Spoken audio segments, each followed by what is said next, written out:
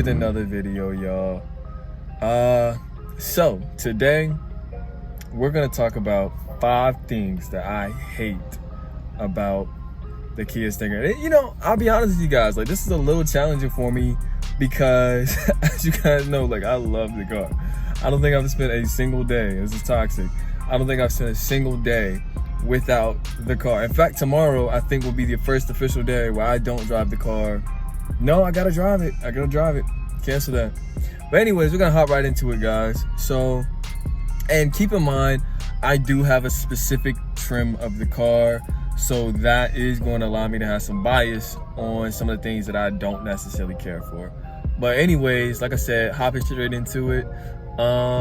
So I think I gotta start off with the number one thing that I don't like about the car, that I really look for in a car, and that's the exhaust note, y'all. Like, I think for the amount of money that you pay for this car and for a lot of the competitors that it competes with, for example, Audi S5, I mean, you gotta be kidding me, guys. Like, the Audi S5 pretty much immediately from the factory comes with, cracks and burbles from the exhaust, and it has that really rich, nice exhaust note. And the Stinger just doesn't have that. Like, when you get it up to speed and when you put it in sports mode, yes, the exhaust, or at least the engine sounds a lot better. They actually feed in the exhaust sound, the engine sounds through the speakers a bit, if you like, to give it more of an aggressive sound. But in reality, I gotta be honest with you guys, like, the first modification to this car is definitely gonna be a new exhaust, something that's more aggressive and just makes me a little bit more excited when I put my foot on the pedal. So that's definitely number one, guys. Number two, I gotta give it to you, is the default map. And I don't know if you guys, let's see, I can show it to you guys. So it's kind of annoying and it's kind of ugly. Like, it's just, I can show it to you guys here. So this is the default map, and I know that doesn't seem that bad, but it's not really what I like. And of course, considering how I use Apple Maps and Waze all the time, but it's just a hassle. And then, like, the smart system in here is like talking to Siri, and we all know what talking to Siri is like, guys. So it's basically the equivalent of that, if not worse. So that's definitely number two for the things that I don't like about this car. And I think you guys are gonna hate me for this, but number three, as you guys know, this car has a bit of ambient lighting and stuff. So as you guys have seen on the dash there on the passenger side and in the doors, you can change the lighting. But guys, I feel like, again, for the price point and the fact that the Stinger was meant to be a luxury sports car, they could have added a little bit more ambient lighting. I mean, you get a Camaro SS, I think, and it's got ambient lighting all throughout the car. And there's little aftermarket support for adding light that doesn't look cheesy or corny to the car. And I get it, they may have wanted it to be subtle. I know I'm not the only person that they were marketing for, but I would have loved to have seen it in some other places. And I know in the 2021 or 2022 model that's coming up, they're gonna add some. So I guess that's nice, but I would have really loved to have seen that in the model that I have now, especially with the body style, before they did some of the body refreshes on the new model. But yeah, I think that's number three.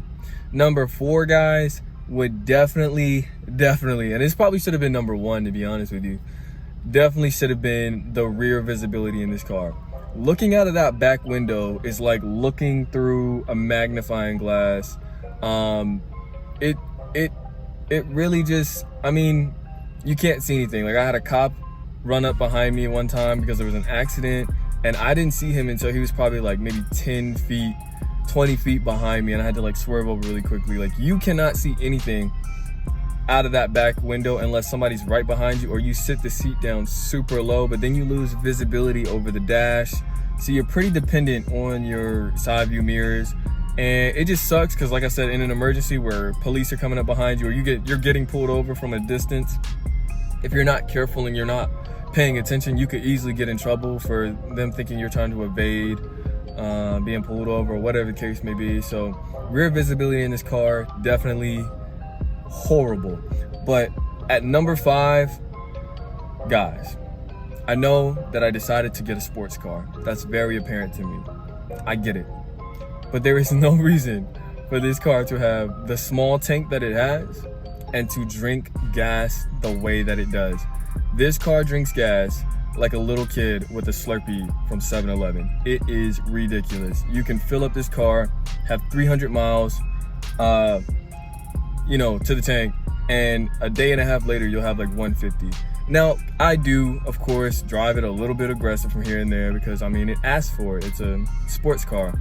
But guys, like, this car literally has told me that I've got on average on a drive 13 miles per gallon. I guess that's not bad, but when you consider, I think Lamborghinis are getting that,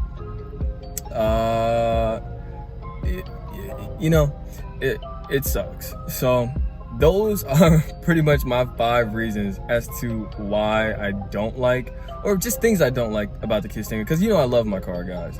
But that's going to be the conclusion of this video. Hope you guys enjoyed it. Hope that's some insight for some of you guys who want to buy the car, because these are pretty much hard set facts for the most part, as to what the car has to offer and some of its issues. So stay tuned for the next video, and I'll catch you guys on the next one. Subscribe, like, and I'm out.